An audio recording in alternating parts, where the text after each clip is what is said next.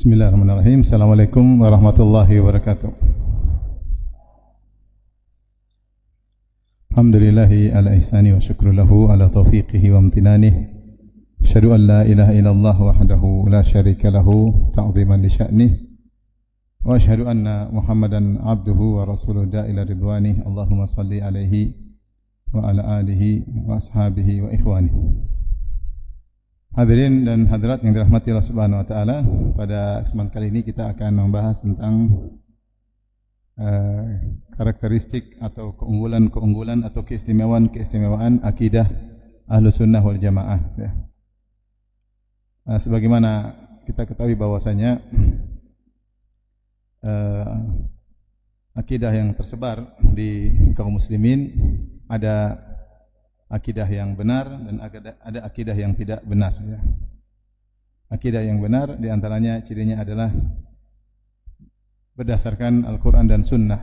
Adapun akidah yang tidak benar adalah hasil karya manusia, bukan akidah yang diturunkan oleh Allah Subhanahu wa taala dalam Al-Quran atau melalui lisan nabinya Rasulullah sallallahu alaihi wasallam. Dan tentunya ketika akidah Ahlus Sunnah adalah bersumber dari Al-Quran dan Sunnah, maka dia akan memiliki banyak keistimewaan dibandingkan dengan akidah dari karya atau inovasi dari manusia, dari makhluk yang penuh dengan keterbatasan dan sering keliru. Oleh karenanya, dengan kita tahu sumber akidah Ahlus-Sunnah adalah dari Al-Quran dan Sunnah, maka otomatis akidah tersebut akan istimewa dan unggul daripada akidah-akidah yang lainnya yang tidak dibangun di atas dalil. Makanya ketika Nabi Yusuf alaihissalam memberi nasihat kepada dua orang penghuni penjara bersamanya, dia berkata, "Ma ta'buduna min dunihi illa asma'an sammaitumuha antum wa aba'ukum ma anzalallahu biha min sultan." Apa yang kalian sembah, kalian dan yang kalian ibadahi, kalian dan nenek moyang kalian, ya. Yang kalian sembah hanyalah sekedar nama-nama.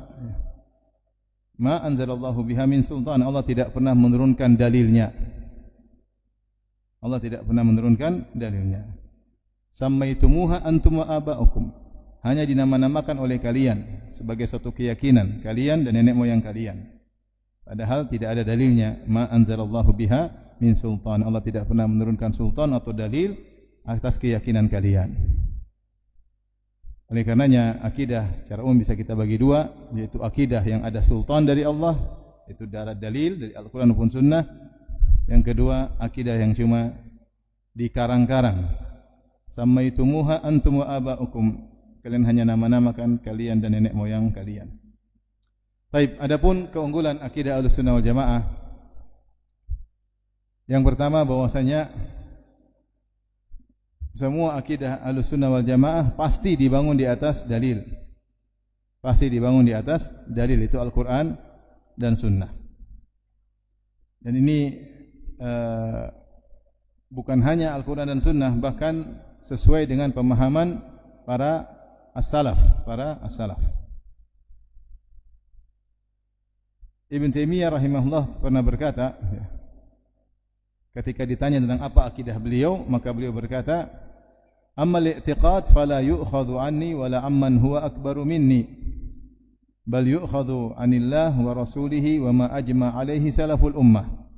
Adapun akidah maka tidak diambil dariku, itu akidah bukan karangan aku. Bahkan tidak boleh diambil dari orang yang lebih hebat daripada aku, juga tidak boleh diambil dari ulama-ulama yang mungkin lebih hebat dari Ibn Taimiyah. Tetapi yu'khadhu anillah, tapi diambil dari Allah, wa rasulihi, dan dari Rasulullah sallallahu alaihi wasallam, wa ma ajma'a alaihi salaful ummah, dan apa yang disepakati oleh para salaf. Sumbernya Al-Quran atau Sunnah atau ijma' para salaf.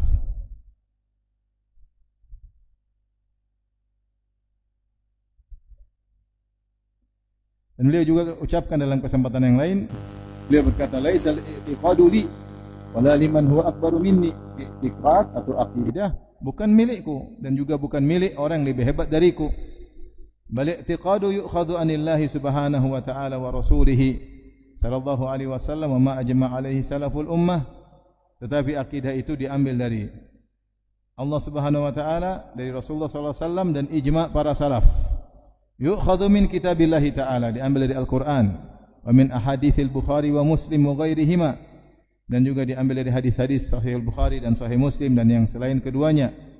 Minal ahaditsil ma'rufah, dari hadis-hadis yang dikenal, wa ma thabata an salafil ummah, dan juga yang telah valid dari para salaf. Dan ini diantara ciri khas dan keistimewaan akidah Ahlussunnah karena dibangun di atas dalil. Kalau kita tengok akidah inovasi manusia seperti yang diambil dari mimpi, yang ambil dari al-mukasyafah katanya, diambil dari ilham, entah ilham dari mana ya.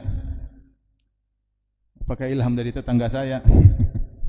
Juga diambil dari tajrubah, katanya dari pengalaman, dari uji coba, atau akidah dari warisan nenek moyang, atau akidah diambil dari filsafat, ahli filsafat falasifatul Yunan seperti Plato, Aristoteles maupun Plotinus ya. Ini semua akidah tanpa dalil, semua akidah tanpa dalil. Oleh karenanya ini sisi keunggulan. Karenanya kalau kita mau lanjutkan pada karakteristik yang kedua, bahwasanya akidah Ahlussunnah sanadnya bersambung, ya, sanadnya bersambung kepada para salaf, sanadnya bersambung kepada para salaf.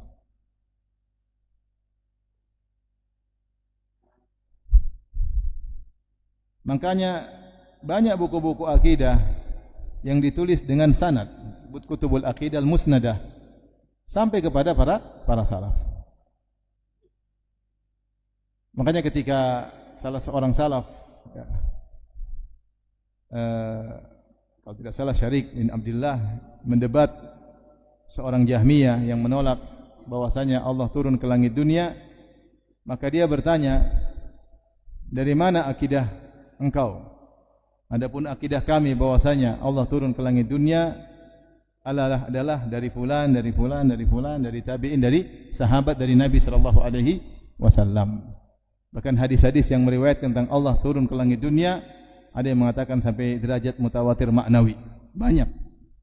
Adapun kalian menyatakan Allah tidak di atas, siapa salafnya? Tidak ada sanadnya. Tidak ada sanadnya. Ujung-ujungnya kembali kepada Jahm bin Safwan atau kepada Mu'tazilah. Karenanya di antara keistimewaan akidah Ahlussunnah kita bisa bertanggungjawabkan secara literasi, karena akidah-akidah yang kita bawakan, yang kita sampaikan, ada kitab-kitab ulama menulisnya dengan bersanad. Sebagai contoh misalnya, ketika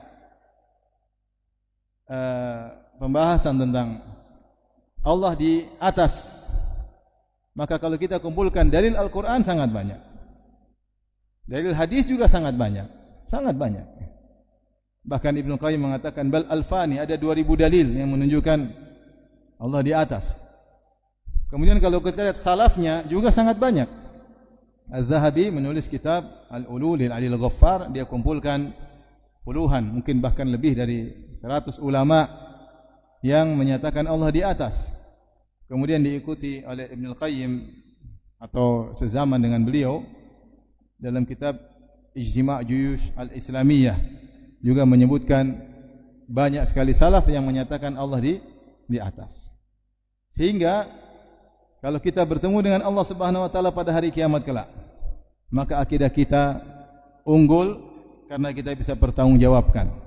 Al-Qur'annya ada, sunnahnya ada, salafnya ada. Belum nanti kalau kita bicara logis atau tidak logis. Tapi yang pertama harus kita yakini atau unggulnya akidah kita, yaitu akidah dibangun di atas dalil Al-Quran dan Sunnah dan bersambung sampai kepada para salaf. Karenanya di antara keistimewaan juga akidah kita, ini yang keberapa? Yang ketiga. Akidah Ahlussunnah wal Jamaah mengajarkan pengagungan terhadap dalil, mengajarkan pengagungan terhadap dalil, baik Al-Quran dan Sunnah. Merekalah yang paling, para ulama ahlu sunnah, merekalah yang paling mengamalkan firman Allah Subhanahu wa taala, ya.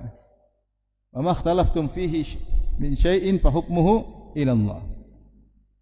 Kalian berselisih apapun maka hukumnya kepada Allah Subhanahu wa taala. Mereka yang paling mengamalkan firman Allah, fala wa rabbika la yu'minuna hatta yuhakkimuka fima shajara bainahum thumma la yajidu fi anfusihim haraja mimma qadaita wa yusallimu taslima. Demi Rabbmu, mereka tidaklah beriman sampai mereka menjadikan engkau wahai Rasulullah sebagai hakim atas apa yang mereka perselisihkan. Kemudian mereka tidak ada grundel sedikit pun dalam dada mereka atas apa yang kau putuskan, dan mereka benar-benar menerima. Mereka mengagungkan dalil.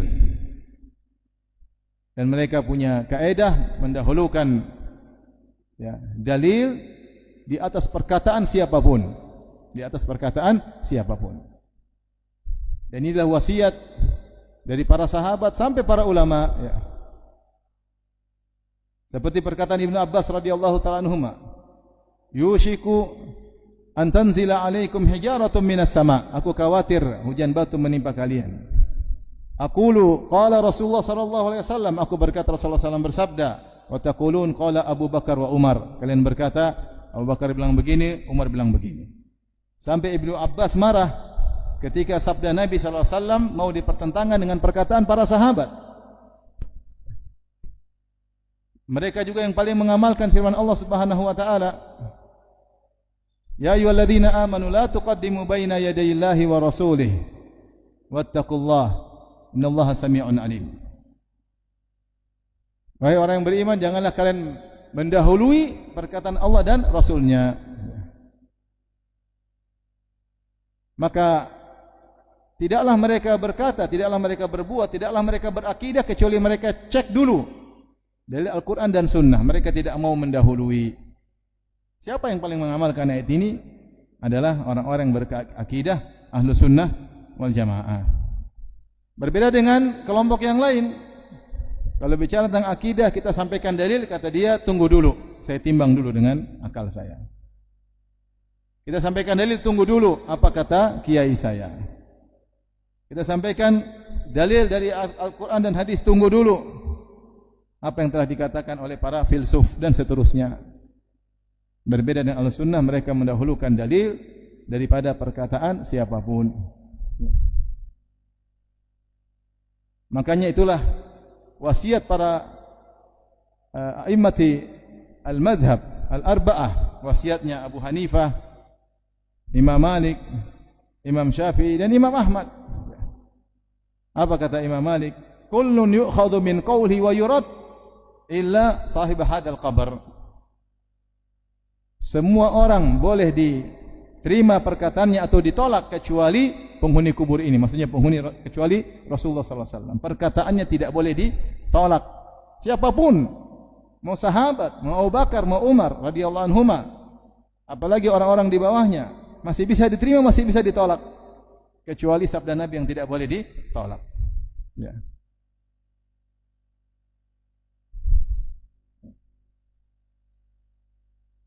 Dan Al-Imam Syafi'i telah menyampaikan semua perkataannya yang menyelisihi sabda Nabi sallallahu alaihi wasallam, maka buanglah perkataannya.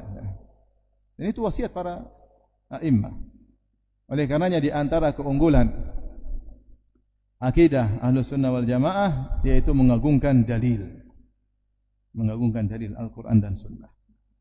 Kalau kita lihat akidah yang lain, seperti misalnya perkataan Ar-Razi dalam Al-Qanun Al-Kulli, maka dia bilang akidah atau dalil semuanya dhanniyud dalalah, semuanya dhanniyud dalalah, cuma dhann, persangkaan.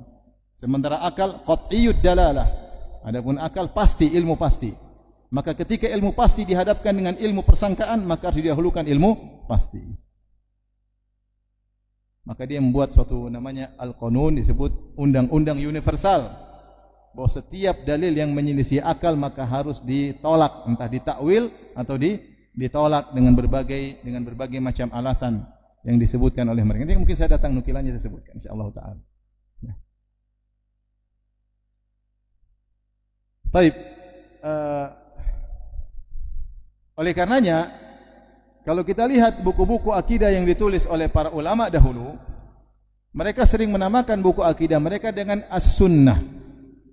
Dengan apa? As-Sunnah. As-Sunnah diitlaqkan banyak. Ada yang maksudkan sunnah, maksudnya sunnah Nabi sallallahu alaihi wasallam. Semua perkataan, perbuatan, ya, takrir, ya, dari Nabi sallallahu alaihi wasallam itu namanya sunnah Nabi sallallahu alaihi wasallam. Ya, seperti kita maknakan dengan hadis. Dan istilah mutaakhirin mengatakan sunnah maksudnya mustahab, dikerjakan dapat pahala, ditinggalkan tidak apa-apa. Ya. Tapi ketika kita lihat para ulama ketika menulis buku akidah dengan nama sunnah, maka maksud mereka akidah mereka dibangun di atas dalil. Sehingga mereka menulis buku-buku akidah di tengah lagi maraknya ilmu kalam, ilmu mantik ketika itu. Banyak orang berbicara tentang Tuhan, tentang akidah tanpa Al-Quran dan Sunnah, tanpa dalil. Yang disebut dengan ilmu kalam. Maka ketika itu para salaf kemudian menulis buku dengan menamakan buku-buku akidah mereka dengan As-Sunnah. Kenapa? Untuk menjelaskan bahwasanya semua akidah yang mereka tulis ada dalilnya, ada sunnahnya. Contoh buku apa? Usulus Sunnah, karya siapa? Al-Imam Ahmad. Antum kalau baca coba di buku Usulus Sunnah. Jangan berdebat dengan ahlul kalam. Harus beriman. Bantah semua yang orang-orang yang mendahulukan akal karena menolak hadis-hadis tentang sifatul kalam, tentang sifat ru'yah, tentang takdir yang mereka menurut mereka tidak masuk logika mereka, maka mereka tolak. Maka Imam Ahmad tulis buku Usulus Sunnah untuk menjelaskan bahwasanya akidah dibangun di atas Al-Quran dan di atas sunnah, tidak seperti akidah kalian yang dibangun di atas akal, wahai ahlul bidah. Kemudian buku-buku yang lain, ya. Usulus Sunnah lil Humaidi, As-Sunnah, ya, lil Barbahari, ya. Banyak buku judulnya apa? Sunnah lil Khalal, banyak sekali. Usulus Sunnah atau Sunnah li Abdullah bin Ahmad, banyak sekali buku-buku judulnya apa? As-Sunnah, As-Sunnah, As-Sunnah.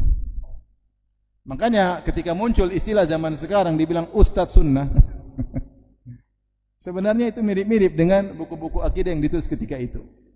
Kalau dibilang Ustadz Sunnah, maksudnya Ustadz ini berusaha, ya, untuk menyampaikan apa yang dia sampaikan berdasarkan apa? Dalil. Untuk membedakan antara ilmu yang disampaikan dengan dalil dengan ilmu yang disampaikan tanpa dalil. Kemudian ada yang bantah, kita ada Ustadz wajib bukan Ustadz Sunnah.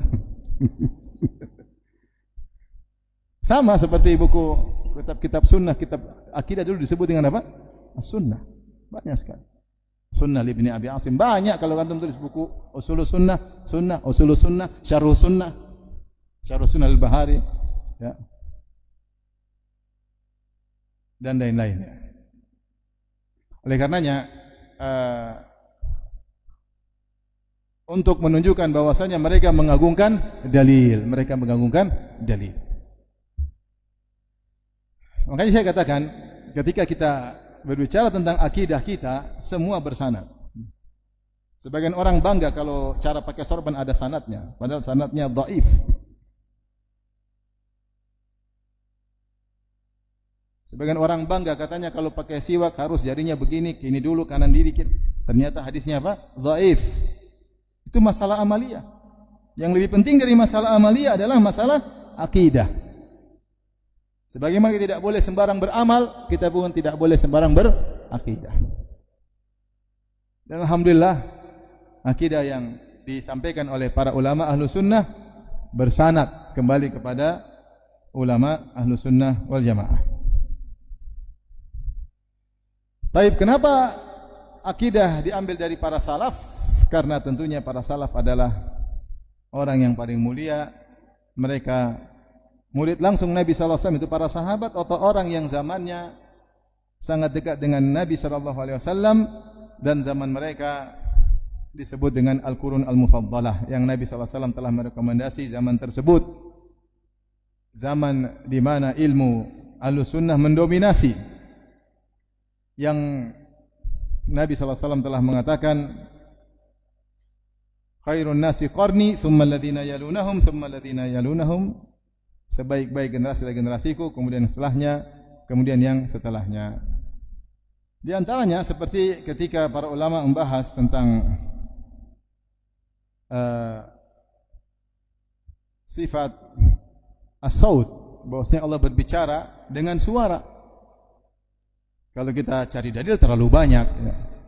Allah memanggil Nabi Adam, wa qulna ya Adam. Allah bicara dengan Nabi Adam. Allah bicara dengan Nabi Musa, wa kallamallahu Musa taklima.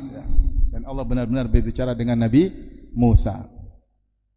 Allah diskusi dengan Nabi Musa atau dialog dengan Nabi Musa, wa matilka biyaminika ya Musa, qala hiya asaya atawakka'u 'alaiha, apa di tangan kamu wahai Musa?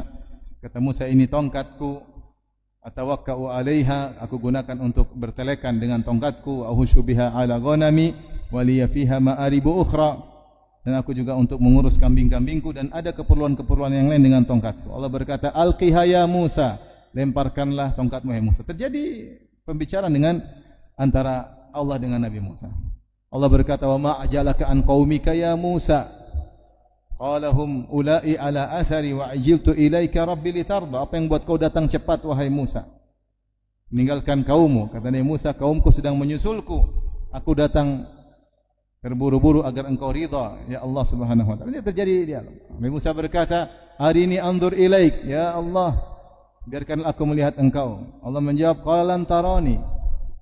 Allah, engkau tidak akan bisa melihatku. Belum lagi Allah ceritakan Allah akan berbicara dengan orang-orang pada hari kiamat. Allah menghisab mereka, Allah bertanya kepada mereka, dan banyak sekali bahwasanya Allah berbicara dengan bahasa yang dipahami oleh orang yang diajak bicara, dengan suara yang didengar dengan Nabi Musa. Nabi Musa mendengar suara Allah Subhanahu wa taala. Makanya Nabi Musa dikenali dengan kalimullah, yaitu rasul yang diajak berbicara langsung oleh Allah Subhanahu wa taala. Allah berfirman, tilkar rusulu faddalna ba'dahum ala ba'd minhum man kallamallah wa rafa'a ba'dahum darajat. Ya, itulah para rasul, rasul banyak. Sebagian kami unggulkan dibandingkan yang lain. Kenapa? Minhum man kallamallah. Di antara mereka ada yang Allah ajak berbicara langsung dengan mereka. Di antara rasul-rasul yang sampai kabar dari mereka kepada kita bahwasanya mereka diajak bicara langsung oleh Allah, di antaranya Nabi Adam alaihissalam, di antaranya Nabi Musa alaihissalam, di antaranya Nabi Muhammad sallallahu alaihi wasallam ketika Al-Isra wal Mi'raj. Taib. Ketika Nabi Musa diajak berbicara dengan Allah, Nabi Musa dengar enggak suara Allah? Dan ini akidah Ahlussunnah wal Jamaah, makanya terjadi pembicaraan. Kemudian kalau kita tarik ke atas, siapa salaf kita? Kita dapati Ibnu Hajar menukil dari Abdullah bin Ahmad dalam kitabnya As-Sunnah atau Ushul Sunnah, meriwayatkan dari ayahnya, dari Imam Ahmad bin Hanbal. Abdullah bin Ahmad berkata, wahai ayahanda, hadis-hadis tentang saut orang Jahmiyah menolaknya. Maka Imam Ahmad mengatakan dalilnya banyak. Kemudian menyebutkan dalil bahwasanya Allah berbicara dengan suara yang didengar. Demikian juga kalau kita baca buku Khalqu Af'alil Ibad karya Imam Al-Bukhari, yang dia adalah murid dari Al-Imam Ahmad, ya.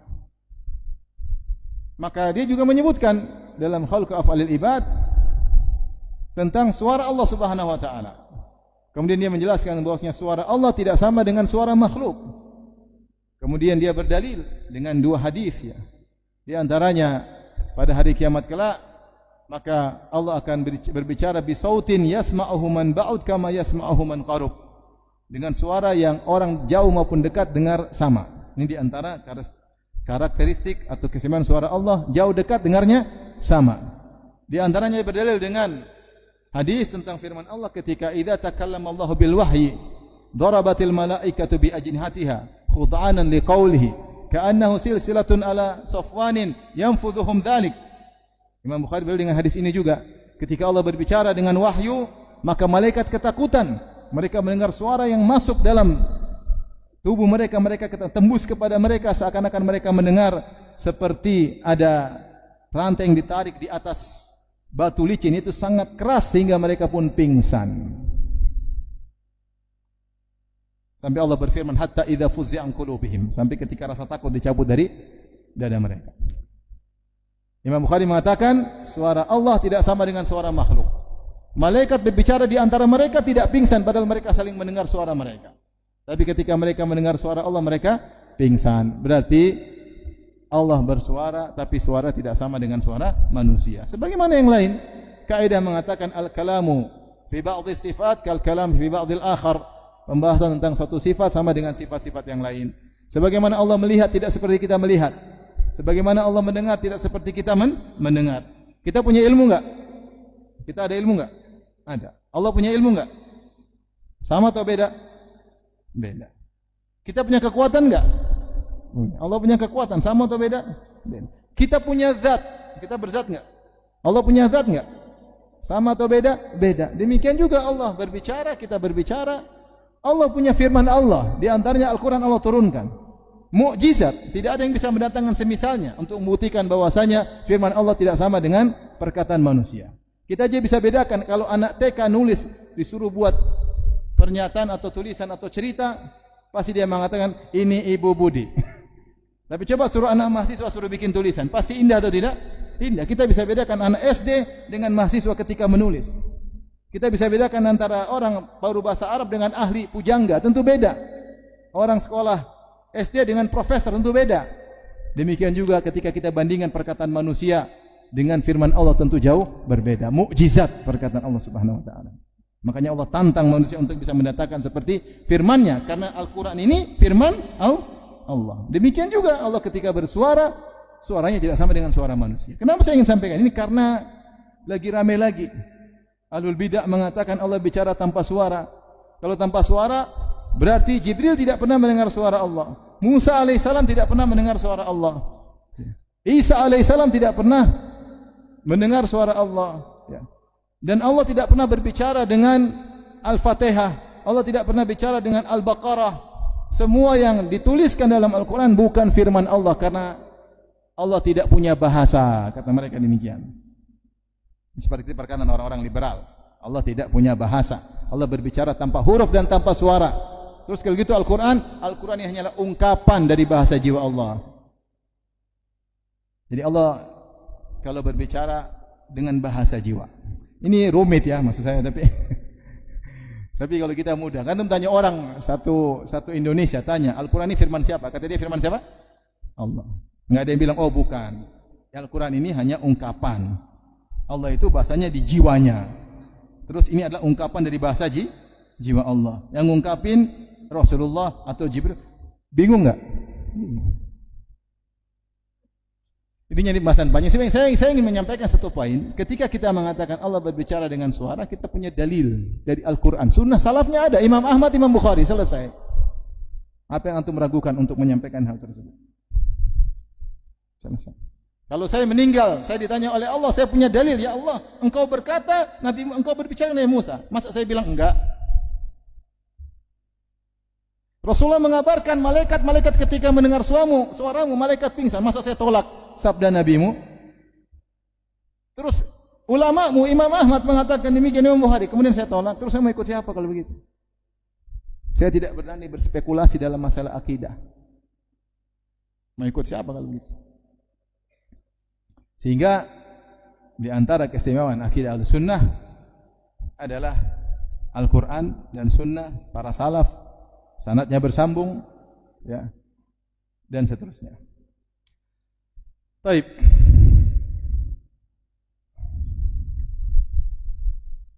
Kita lanjutkan. Di antara keistimewaan akidah Ahlussunnah wal Jamaah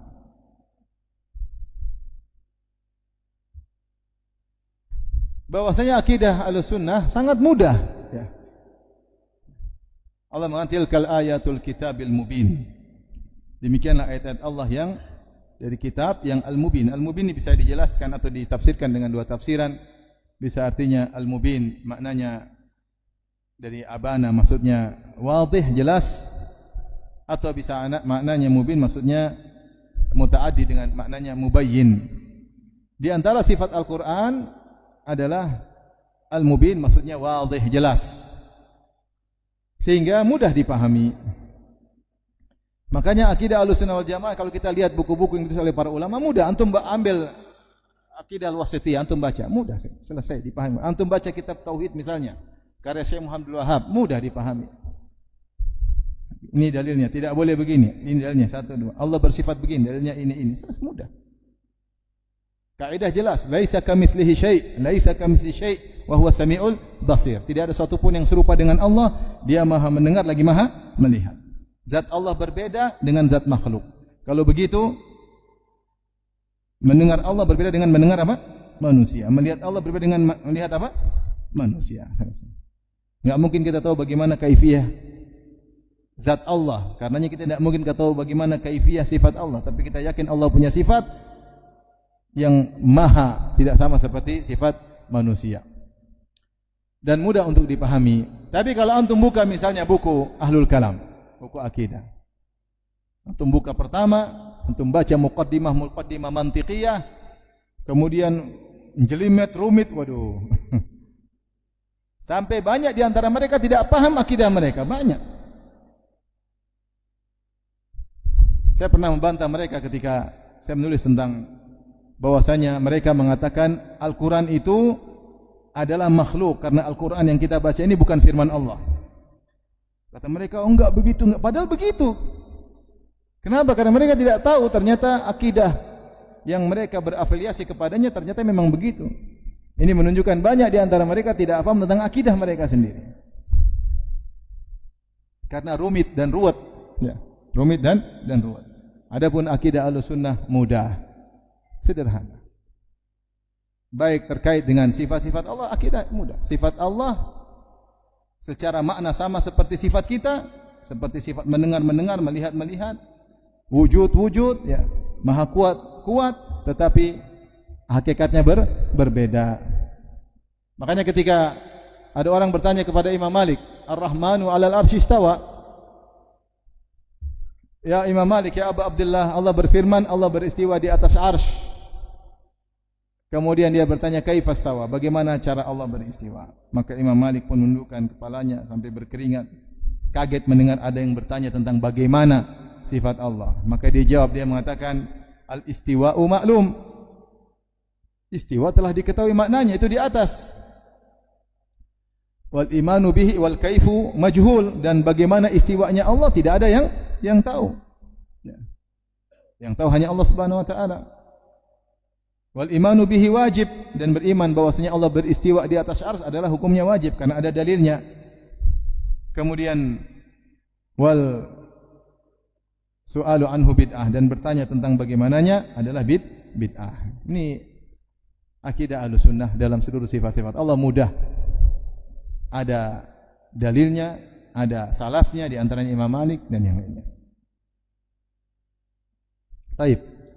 Jadi mudah dipahami, tidak susah. Nah, saya akan jelaskan bagaimana akidah mereka satu persatu. Bertentangan dengan karakteristik akidah Ahlussunnah.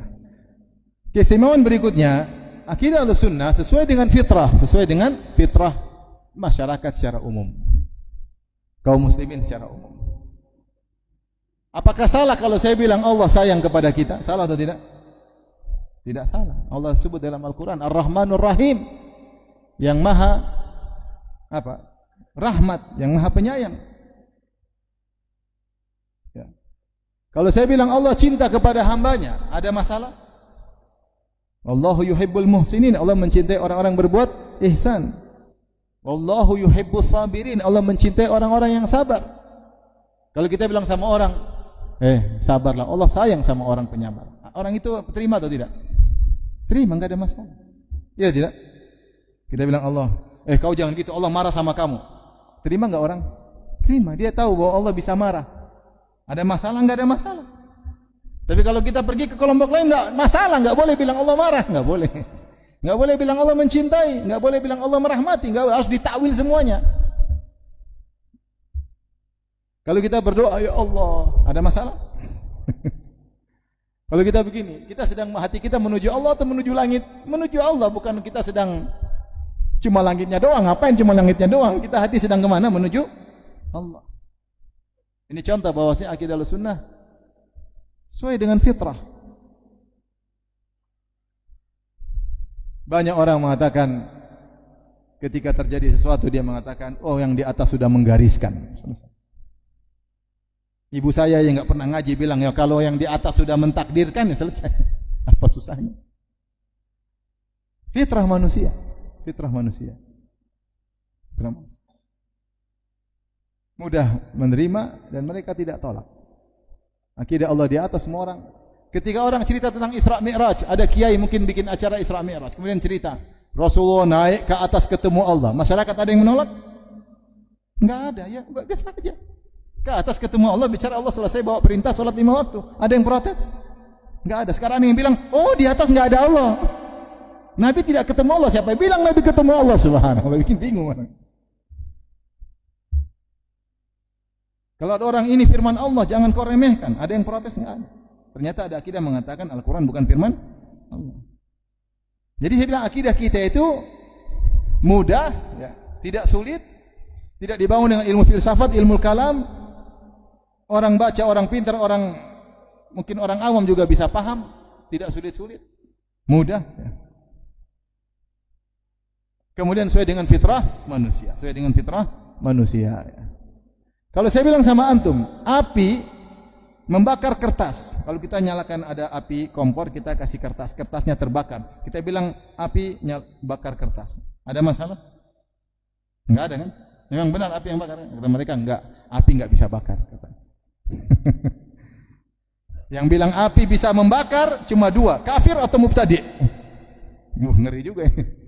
Nah, semua saya ada nukilannya. Mau saya ikhwan, akidah Ahlussunnah itu mudah, dalilnya ada, sanadnya jelas, logis. Dan tidak bertentangan, tidak bertentangan. Di antara karakteristik atau keistimewaan akidah Ahlussunnah, akidah Ahlussunnah wal Jamaah dibangun di atas seluruh dalil secara komprehensif. Jadi dalil semua dikumpulkan, kemudian dianalisa, kemudian dikompromikan, kemudian muncullah akidah. Jadi para ulama dahulu menilai dalil dulu baru berakidah, bukan punya akidah dulu baru cari dalil. Nanti kita akan dapati bahwasanya berikutnya akidah Ahlussunnah wal Jamaah adalah akidah yang dibangun di atas mengkompromikan seluruh dalil. Mereka tidak melihat dalil sebagian dan meninggalkan sebagian yang lain. Oleh karena kita dapati Ahlussunnah adalah wasat, tengah di antara ahlul bidah. Sebagaimana dikatakan Islam adalah tengah di antara al-Islam, di antara adyan. Ahlul Islam wasatun baina ahlil milal, bahwasanya Islam itu tengah di antara agama-agama yang lain, maka dikatakan Ahlus Sunnah juga tengah di antara firqah-firqah yang lainnya. Kenapa bisa tengah? Karena Ahlus Sunnah mengambil seluruh dalil, kemudian mengkompromikannya, kemudian ada akidah yang dibangun di atas seluruh dalil. Sebenarnya Ahlul Bidah mereka hanya lihat sepotong dalil, kemudian mereka menolak dalil yang lain. Kalau mereka mengambil yang sebelah sini mungkin terlalu kencang, mereka ngambil sebelah sini terlalu lemah. Ahlus Sunnah mengkompromikan. Makanya dikatakan Ahlus Sunnah antara Mu'awwilah dengan Musyabbihah. Ahlus Sunnah di antara Mu'tazilah dengan Murji'ah misalnya. Ahlus Sunnah berada di antara Syiah dan Nawasib, dan demikian. Ya. Ahlus Sunnah tengah karena dia melihat dalil secara keseluruhan, kemudian dia mengkompromikan dalil, tidak ada satu dalil pun yang ditolak. Taib ini mungkin beberapa keunggulan akidah Ahlussunnah, tentunya masih banyak, cuma ini secara garis besarnya. Kemudian saya akan bandingkan dengan yang lainnya. Coba diulangi apa saja keutamaan, keistimewaan akidah Ahlussunnah. Ada yang bisa baca? Silakan. Yang pertama, mengajarkan pengukuhan terhadap dalil Al-Quran maupun Sunnah. Yang kedua,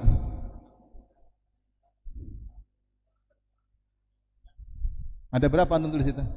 Oh, 3, terlalu sedikit, yang banyak. Coba ulang. Itu kesimpulan dan kesimpulan. Kesimpulan mukhtasarat. Kesimpulan dari kesimpulan. Saya mau yang sudah kesimpulan dulu. Silakan. Yang pertama, Semua akidah Ahlussunnah pasti dibangun di atas dalil. Yang kedua, akidah Ahlussunnah pasti punya sanad sampai kepada salaf. Yang ketiga, akidah Ahlussunnah mengajarkan pengagungan terhadap dalil, mendahulukan dalil dari perkataan siapapun, ya. Yang keempat, akidah Ahlussunnah mudah untuk dipahami. Yang kelima, akidah Ahlussunnah sesuai dengan fitrah. Yang keenam, akidah Ahlussunnah berdasarkan dengan kompromi semua dalil. Setuju? Ada yang kurang? Ada yang kurang? Apa?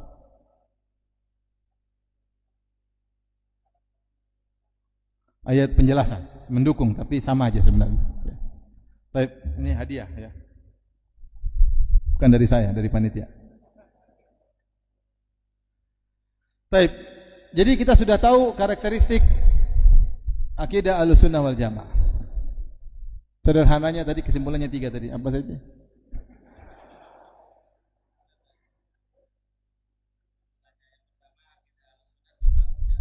Di atas dalil. Yang kedua,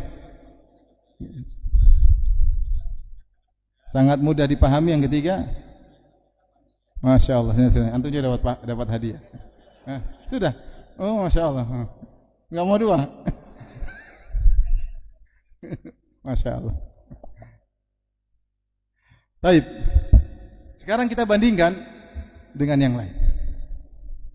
Tadi kita bilang akidah Ahlussunnah dibangun atas dalil. Ternyata banyak orang membangun akidah mereka bukan dengan dalil. Ada yang dengan akal. Ada yang dengan apa?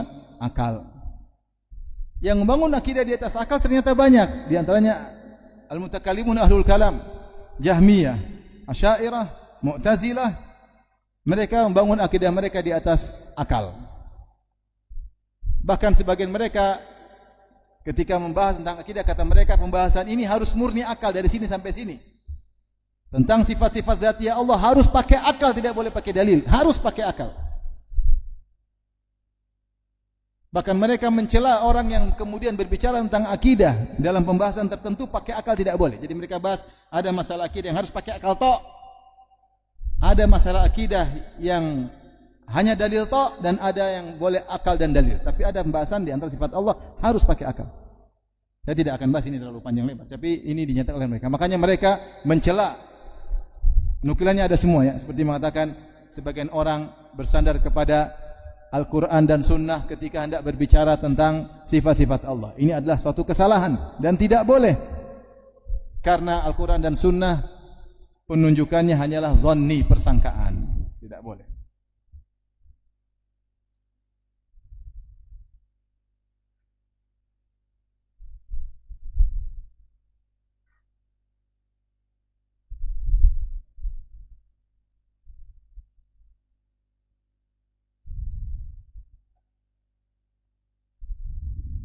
Apa kata Ar-Razi? Wa inna ma thabata hadha dhahara anna ad-dalail an-naqliyata dhanniyatun wa anna al-aqliyata qat'iyyatun wa dhann la yu'aridu al-qat'a. Setelah kita penjelasan ini semua disebutkan tentang berbagai macam alasan, maka seluruh dalil naqli maksudnya Al-Quran dan Sunnah, karena sampai kepada kita dengan penukilan.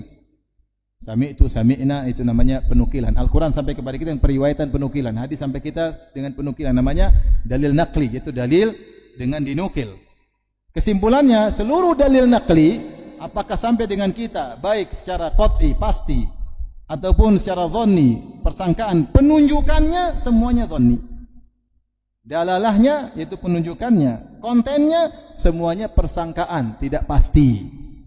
Berbeda dengan akal. Akal itu penunjukannya pasti. Kalau begitu, kalau ada akal berlawanan dengan dalil, maka akal harus didahulukan. Jadi semua dalil yang tidak masuk akal mereka tolak. Allah bicara pakai suara, tidak masuk akal, tolak. Allah bicara pakai huruf alif lam mim dzalikal kitabul la, ditolak, tidak masuk akal. Mereka tolak. Allah menyayangi, tidak masuk akal. Sayang itu seperti manusia. Terus apa? Harus ditakwil dengan iradah, berkehendak kebaikan. Kalau sayang enggak ada. Cinta apalagi? Masa Allah cinta? Tidak masuk akal. Semua ditolak. Allah di atas, enggak masuk akal lagi. Terus di bawah enggak masuk akal. Di atas dan di bawah tidak masuk akal. Terus yang mana yang benar? Tidak di atas, tidak di bawah. Itu yang masuk akal. Taib, Allah di luar alam enggak bisa, enggak masuk akal. Allah dalam alam tidak masuk akal. Allah di luar makhluknya tidak masuk akal. Allah dalam makhluknya tidak masuk. Terus bagaimana masuk akal kamu? Allah tidak di luar alam dan tidak di dalam alam. Jadi mereka punya syarat Tuhan. Syarat Tuhan harus begini, harus statis, harus begini. Dari mana mereka dapatkan syarat ini? Mereka ambil dari Aristoteles dan Plato. Sampai menakjubkan dalam kitab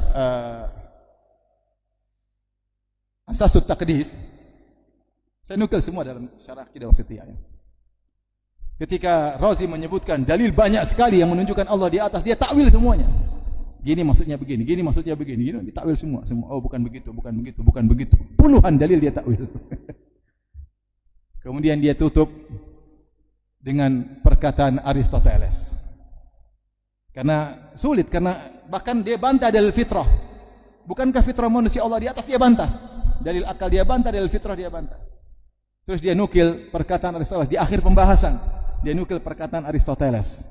Man arada an yadkhul fil ma'arifil ilahiyah falyastahdits li nafsihi fitratan ukhra. Siapa yang ingin masuk dalam urusan teologi, maka dia harus bikin fitrah yang baru. Jangan ikut fitrahnya yang ada sekarang. Mengerikan. Jadi kalau sudah qala Allah wa qala Rasul, kalah dengan qala Aristoteles. Ini kenyataan.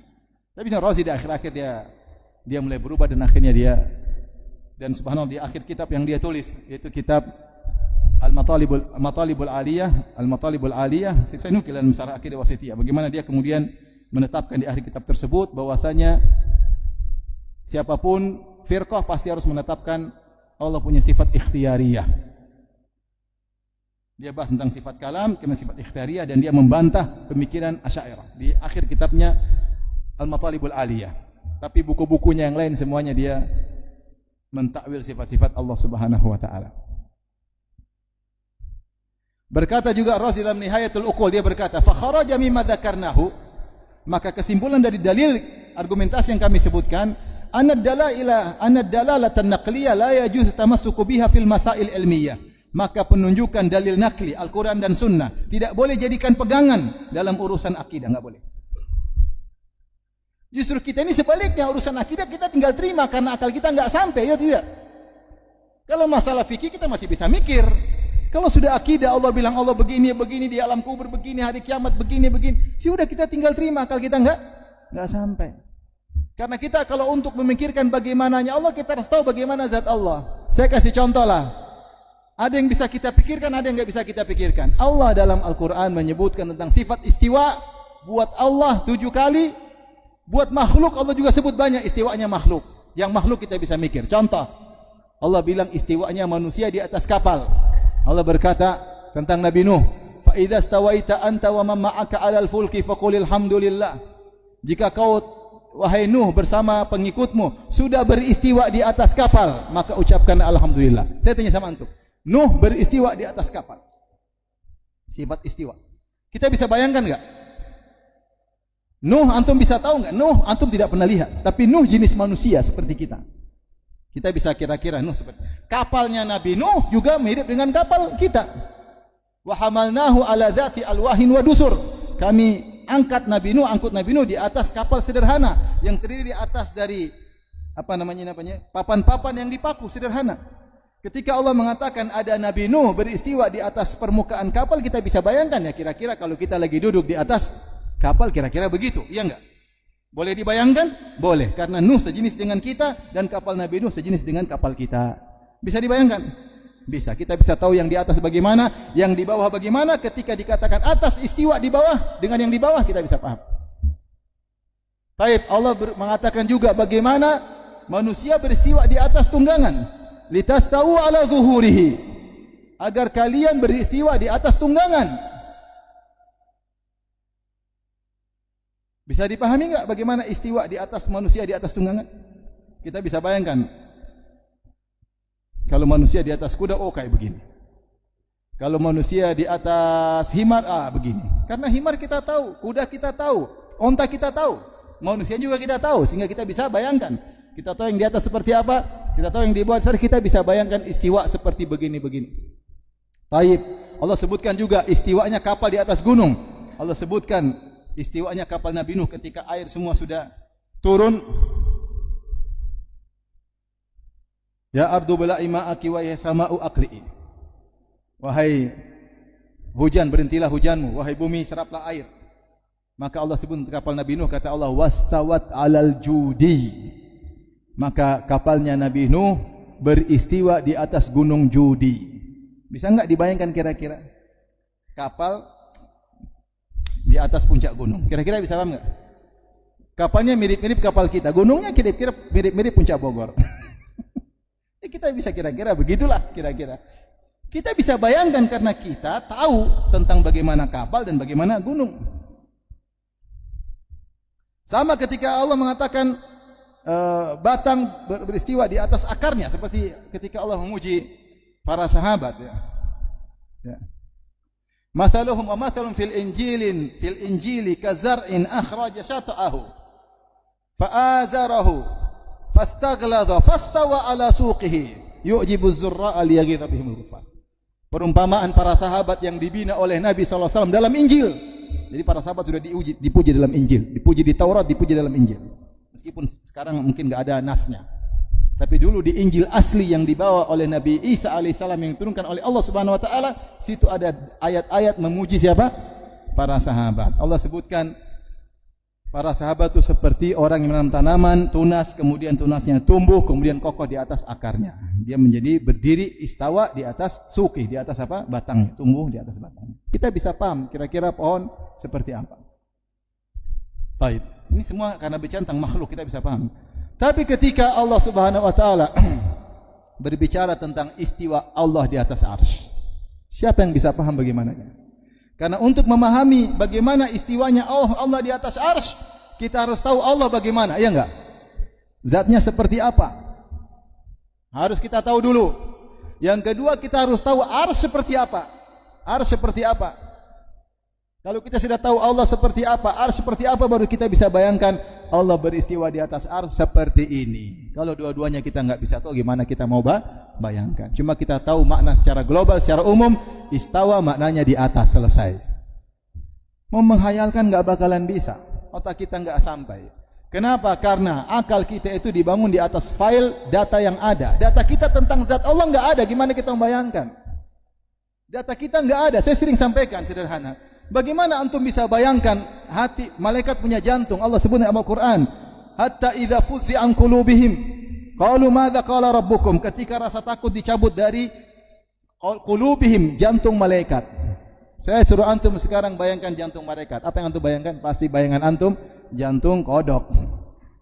Jantung kita. Jantung kita ada katupnya, ada urat nadinya, bisa kena kolesterol. Malaikat tidak ada makan, gimana kena kolesterol? Tapi Allah bilang malaikat punya jantung. Kita enggak bisa bayanginnya, pasti salah. Tapi kita bilang malaikat punya jantung enggak? Ayat Allah yang bilang.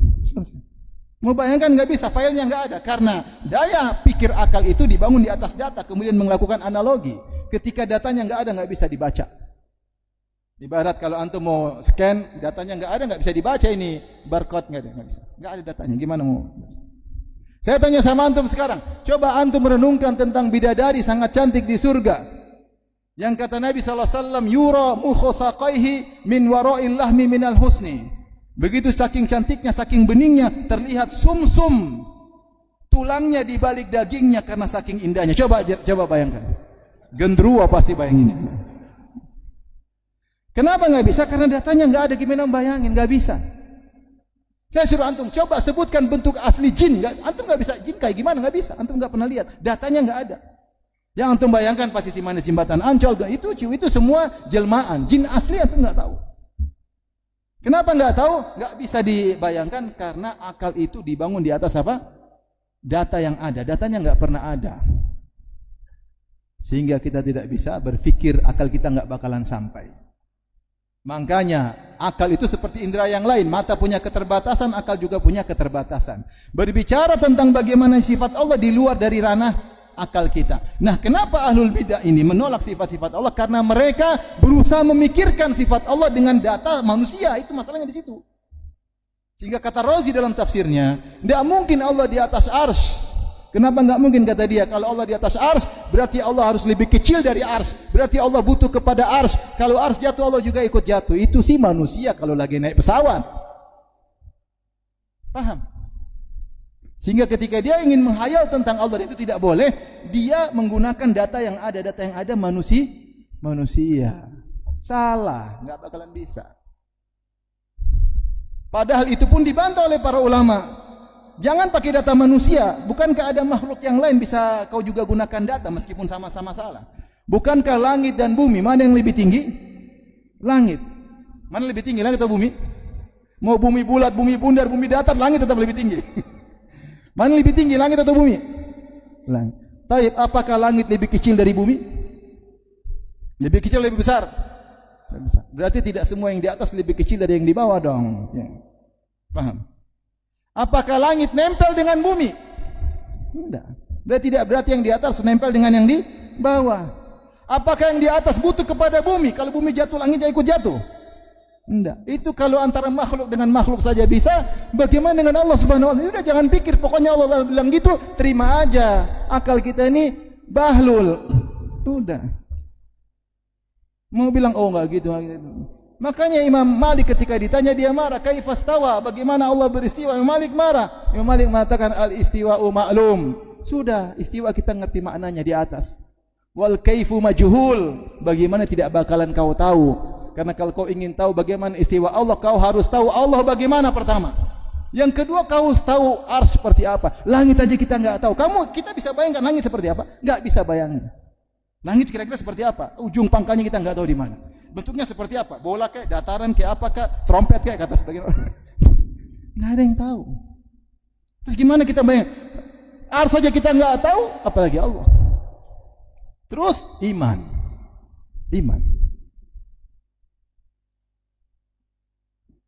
Justru saya katakan masalah urusan gaib, maka harusnya kita terima.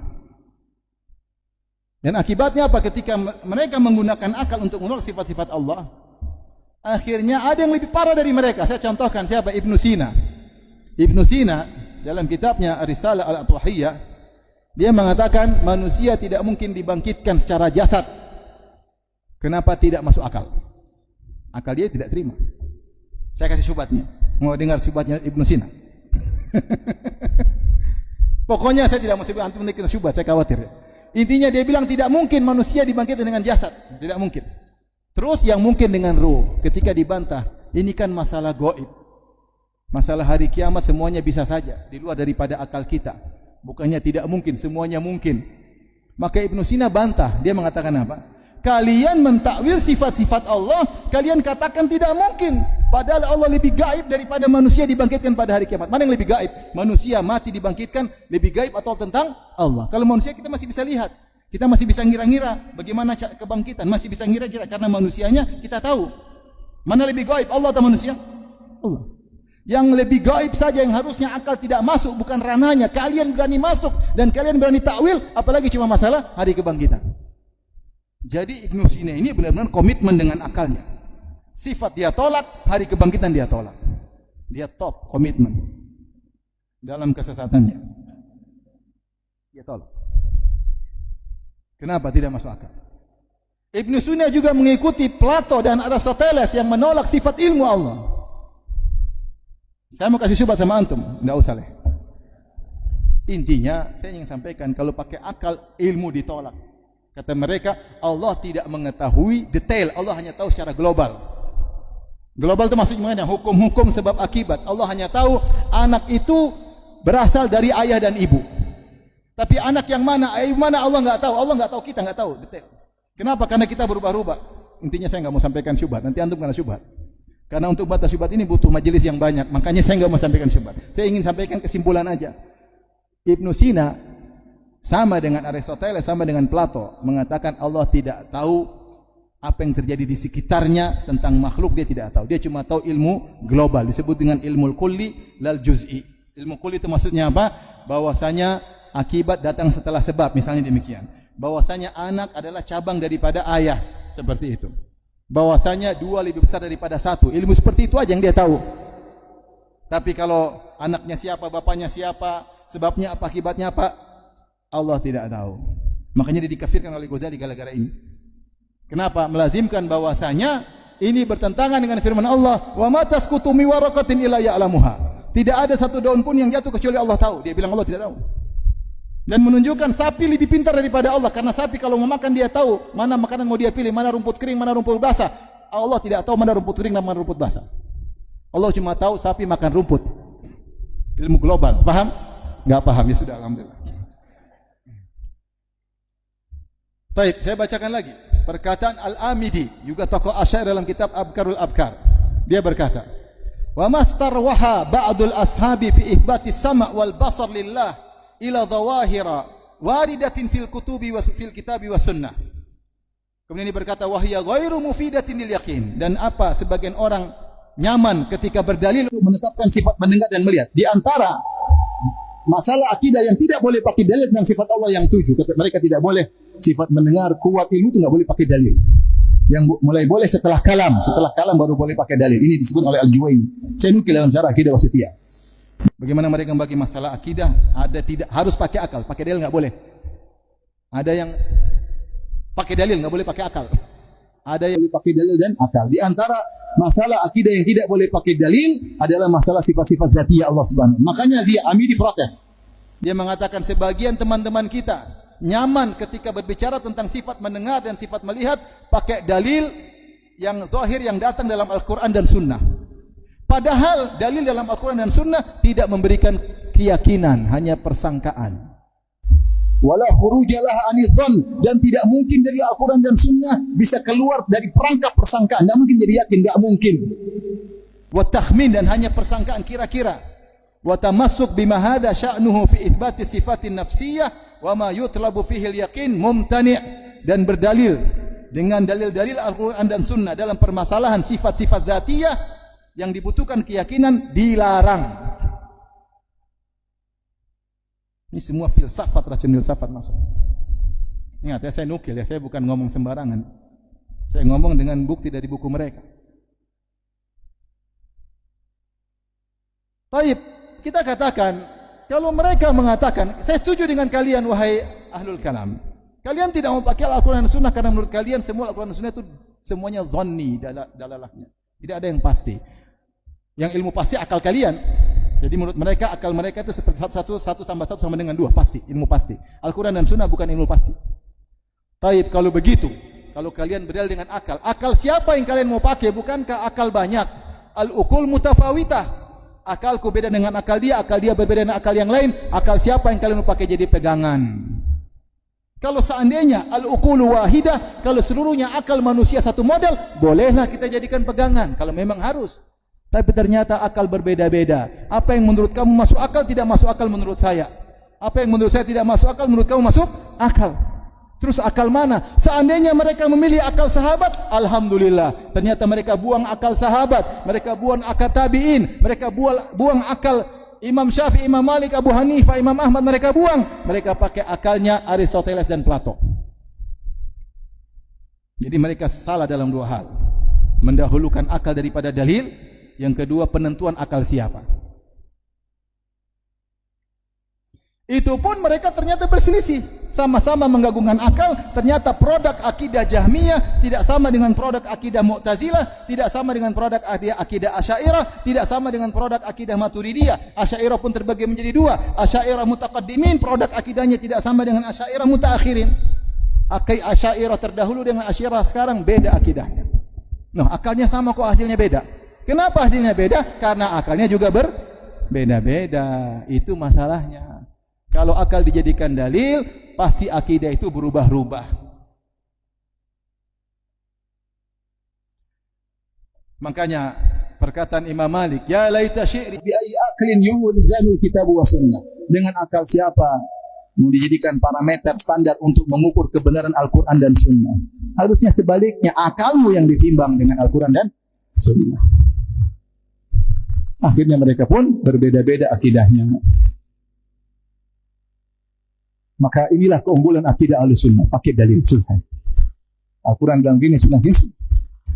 Apalagi bicara tentang gaib, dia terima aja. Allah bilang di atas, terima aja, ngapain nggak terima? Allah bilang Allah mendengar, ya sudah terima Allah mendengar. Yang takwil mendengar maksudnya mengilmui. Baik.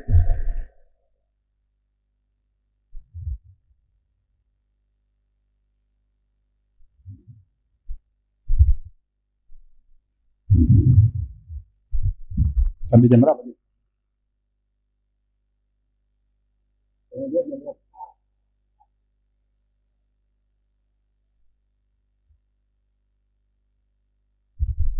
Sampai jam berapa kita, panitia? Hah? Jam 5 selesai. Tanya jawabnya? Wih, lama sekali. Kasihan jamaah.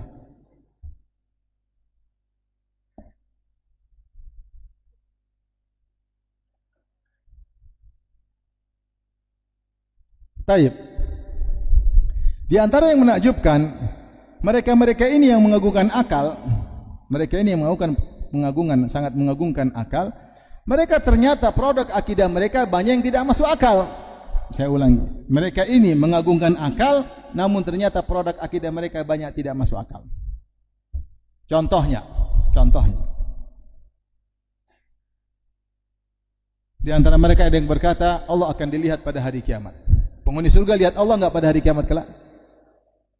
Melihat wajah Allah, melihat Allah di atas. Dan Rasulullah bilang, dalam Al-Quran, wujuhu yawma idzin nadhirah ila rabbiha nadhirah. Wujuhu yawma idzin nadhirah. Pada hari tersebut wajah-wajah berseri-seri. Kenapa berseri-seri? Ila rabbiha nadhirah, karena melihat kepada Rabbnya. Ya. Kemudian Imam Syafi'i juga mengatakan, laulam yukin Muhammad bin Idris, kalau Imam Syafi'i tidak yakin dia akan melihat Allah pada hari kiamat, dia tidak akan menyembah Allah Subhanahu wa taala. Di antara tujuan yang dirindukan oleh Imam Syafi'i adalah melihat wajah Allah. Makanya Nabi Musa ingin lihat Allah. Arini anzur ilaik. Wa ajiltu ilaika rabbi litarda. Saya keburu-buru bertemu engkau karena agar engkau ridha. Nabi berdoa, as'aluka ladzatan nadhari ila wajhik. Aku mohon kelezatan memandang wajahmu, wasyauqa ila liqa'ik, dan kerinduan untuk bertemu denganmu. Baik, keyakinan akidah Ahlussunnah. Al-Quran ada, dalilnya mutawatir, diriwayatkan dari 25 sahabat lebih. Allah dilihat pada hari kiamat kelak. Baik. Antum kalau lihat pakai mata atau pakai hati? Mata. Pakai hati namanya ngayal, paham? Nah, Rasulullah sebutkan dalam Al-Quran, innakum satarawna rabbakum yaumal qiyamah iyanan. Dalam lafal ayanan, dua-duanya boleh. Kalau iyanan maksudnya dari wazal fi'alan, yaitu mufa'alatan, seperti jihad, mujahadah, yaitu kalian akan melihat Allah dengan mata kalian, berhadapan-hadapan dengan Allah Subhanahu wa taala. Atau dengan dipermudah dibaca ayanan juga boleh dalam bahasa Arab. Kama tarawnal qamara lailatal badri, sebagaimana kalian melihat rembulan di malam bulan purnama. La tudamuna fi ru'yatihi, kalian tidak akan berdesak-desakan ketika melihat rembulan tersebut. Kapan kita berdesak-desakan? Kalau yang dilihat di bawah. Kita ada yang tinggi, duduk sedikit. Kalau yang dilihat di bawah. Kalau yang dilihat di atas, perlu desak-desakan enggak? Enggak perlu, selesai. Nabi mengatakan kalian lihat Allah seperti lihat rembulan. Yang Nabi samakan cara melihat. Bukan rembulan disamakan dengan siapa? Allah. Paham tidak? Jadi mengatakan kalian melihat Allah sebagaimana kalian melihat rembulan. Selesai. Jadi lihat Allah ke atas, selesai. Nah, orang-orang Asy'ariyah bingung. Mereka bilang Allah tidak boleh dibilang di atas. Sampai di antara mereka di YouTube mengatakan, siapa yang bilang Allah di atas? Kafir. Subhanallah. Ngeri. Ngeri. Padahal kalau antum lihat di YouTube banyak sekali, terserah yang di atas. Yang menentukan yang di atas. Banyak orang semua bilang di atas. Sampai yang bilang gitu juga bilang, wal huwal aliyul azim. Di ceramah dia bilang, dan Allah maha tinggi lagi maha agung. Sampai ada guru yang mengingkari Allah di atas. Dia debat sama murid-muridnya. Akhirnya muridnya bilang, "Ya guru, Allah di atas." Kata gurunya, "Enggak, Allah tidak di atas." Akhirnya muridnya ngeyel, gurunya marah. "Nanti pada hari kiamat kita akan bertemu di hadapan Allah Subhanahu." Muridnya bilang, "Mulutnya kafir, tangannya beriman." Jadinya beriman. Tayyib, mereka mengingkari Allah di atas, tapi mereka tidak bisa menolak Allah dilihat pada hari kiamat kelak. Paham? Namanya melihat pasti di depan, ya enggak? Namanya jadi mereka bilang tidak boleh Allah dilihat pada satu arah, enggak boleh. Akhirnya mereka mengatakan Allah dilihat tanpa berhadapan. Itu bagaimana kira-kira? Ini katanya mereka mengagukan akal, tapi produk akidah mereka enggak masuk akal. Maka mereka dihina oleh orang-orang Mu'tazilah. Mu'tazilah komitmen Allah tidak bisa dilihat. Dunia enggak dilihat, akhirat enggak dilihat, selesai. Makanya Zamakhsyari mencela Asy'ariyah dengan mengatakan, ya, seperti himar. Mereka seperti apa? Himar. La jama'atun sawmu anfusahum bisunnatin. Ada sekelompok jamaah menamakan diri mereka ahlu sunnah, padahal mereka himar.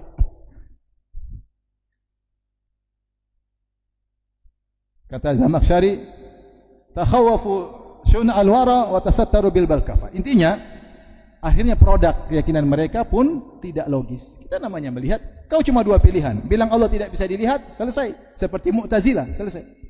Atau kau bilang Allah dilihat di hadapan, namanya melihat di hadapan. Ada yang mereka mengatakan, sama seperti kita dalam mimpi lagi. Itu namanya bukan melihat, itu namanya sedang menghayal. Beda melihat. Melihat dia pakai meripat. Jadi mengatakan Allah dilihat tapi tanpa diarah, tanpa berhadapan, masuk akal tidak? Tidak masuk. Adapun bagaimananya Allah kita enggak tahu, tapi kita sedang berbicara bukan kaifiyahnya Allah, kaifiyahnya kita melihat yang sedang dibicarakan. Antum juga bilang bila kaif, enggak, bila kaif kita tentang sifat Allah, kita tidak tahu bagaimananya. Tapi yang sedang dibicarakan tentang melihat adalah caramu melihat. Katanya kamu melihat tanpa berhadapan, itu enggak masuk akal. Ini contoh. Contoh produk mereka lagi, mereka mengatakan dalam pembahasan akidah mereka, tidak boleh mengatakan Allah melihat, maksudnya melihat suatu yang mubsarat, yang terlihat. Jadi kalau mereka mengatakan Allah memiliki sifat melihat, bukan seperti kita yang kita yakini. Kalau kita kan namanya melihat, saya melihat tiang, saya melihat, itu kan melihat seperti itu. Dan kita yakin Allah Maha melihat, Allah Maha melihat. Tidak ada yang tersembunyikan oleh Allah. Bayang kecil pun Allah bisa lihat, dalam kegelapan pun Allah bisa lihat, di balik tembok pun Allah bisa, semua terlihat. Yang maksudnya melihat. Kata mereka, melihat mendengar enggak boleh. Enggak boleh mendengar suara, enggak boleh. Akhirnya mereka menafsirkan melihat dengan al-ilmu bil mubsarat. Melihat maksudnya adalah berilmu tentang yang terlihat. Ilmu doang, bukan melihat. Karena menurut mereka sifat melihat tidak masuk akal. Mendengar tidak boleh mendengar karena Allah tidak bisa mendengar. Yang boleh mengatakan mendengar takwilnya adalah al-ilmu bil masmu'at. Allah mengetahui tentang sesuatu yang terdengar. Sehingga menurut mereka al-basar, al-absar dan as-sama' maknanya adalah melihat dan mendengar sama dengan berilmu. Hanya saja objeknya berbeda. Objeknya berbeda. Dikatakan ilmu tentang pendengar yang terdengar namanya mendengar. Ilmu tentang yang terdengar namanya mendengar. Ilmu tentang suara namanya mendengar. Ilmu tentang pemandangan namanya melihat. Tapi bukan melihat seperti yang kita yakini. Coba orang awam kira-kira paham enggak? Bingung. Sampai di antara mereka ada yang ngeyel. Karena mendengar maknanya adalah mengilmui tentang yang terdengar, tentang suara. Dan melihat maknanya ilmu tentang pemandangan, maka sebenarnya mendengar dan melihat sama saja, sama-sama ilmu. Maka boleh kita berkata tentang Allah, sungguhnya Allah sedang mendengar pemandangan dan sedang melihat suara. Tambah bingung lagi. Itu akidah mereka seperti itu. Kenapa begitu? Ceritanya panjang, saya nggak mungkin cerita di sini. Cuma saya bilang ini tidak sesuai dengan akidah masyarakat, paham? Makanya kalau mereka bilang kami Asy'ariyah adalah mayoritas, bohong, nggak benar. Mana ada orang-orang awam mengatakan, oh maksudnya melihat itu mengilmu yang terlihat. Saya tanya sama antum, orang buta bisa punya ilmu enggak tentang antum meskipun enggak lihat antum? Bisa nggak? Bisa. Oh, kamu Firanda ya? Oh. Dia nggak lihat saya, tapi dia tentang saya. Ya. Saya kemarin ketemu beberapa orang buta ikut pengajian. Ustaz, orang buta tersebut, masya Allah, hafal Quran, hafal hadis, bisa nahwu sharaf. Tidak seperti antum. Kemudian mereka datang 3 orang, kata dia, masya Allah, alhamdulillah ketemu Ustaz Firanda. Padahal kata saya sama aja. Ya, maksudnya dia juga nggak bisa lihat. Cuma dia tahu tentang saya, iya nggak? Saya terlihat, dia tahu. Apakah mengetahui tentang pemandangan sama dengan melihat pemandangan? Beda atau sama? Beda. Orang buta bisa tahu tentang sesuatu yang terlihat meskipun dia tidak melihat. Orang tuli bisa tahu tentang sesuatu yang terdengar ketika ada bunyi goyang-goyang, itu berarti ada sesuatu yang bunyi tapi dia tidak dengar. Paham? Ketika ada gendang, cekek itu dia tahu lagi goyang, suaranya. Ini ada suaranya, cuma saya tidak dengar. Orang tuli. Makanya Allah menggabungkan dalam ayat Al-Quran untuk membedakan antara mendengar dan melihat. Kata Allah, wa huwas sami'ul alim. Dia maha mendengar dan maha berilmu. Mendengar beda dengan berilmu. Sehingga produk mereka mengatakan boleh kita berkata tentang Allah, Allah mendengar pemandangan yang indah dan Allah melihat suara yang merdu. Bingung kan? Itulah. Ini untuk mengucapkan gini ceritanya panjang, pakai filsafat. Cuma saya nggak mungkin cerita sini. Antum pernah subhat. Besok-besok antum bilang benar ya Ustaz. Ternyata Allah mendengar pemandangan yang indah dan Allah melihat suara yang itu yang benar aja.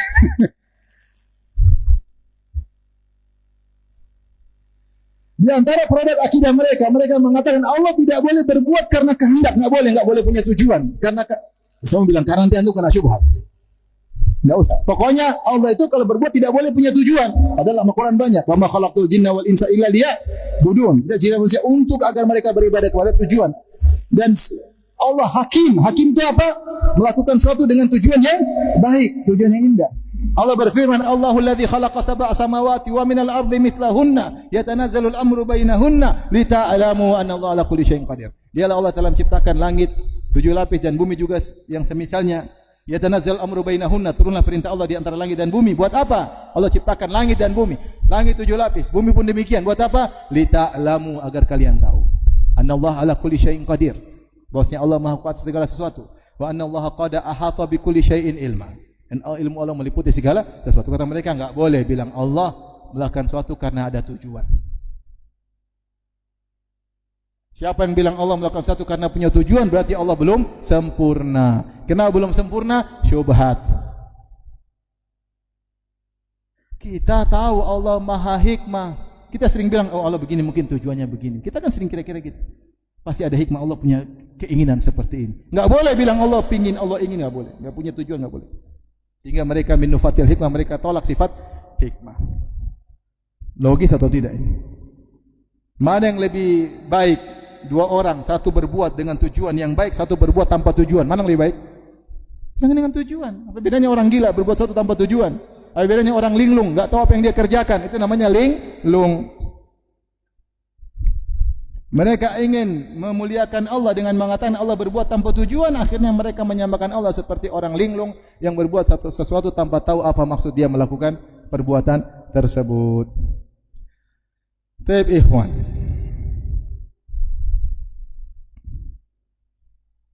Sampai di sini sajalah ya.